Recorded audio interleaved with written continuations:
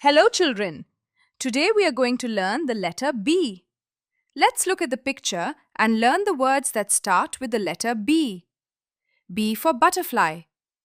B for balloons. B for bear. B for boat. B for ball. This is the letter B reading fun.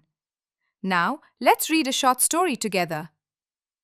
A boy with a ball and a bunch of balloons set sail on a boat.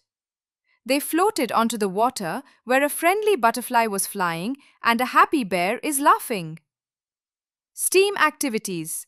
Let's do some fun activities together. S.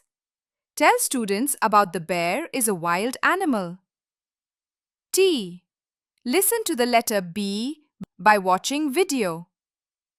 E. Use Play-Doh to make a ball.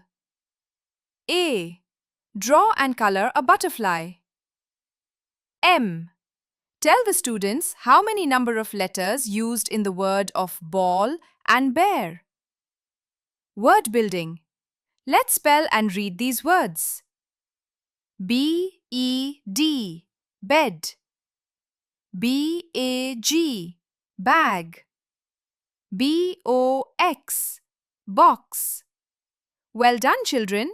Goodbye.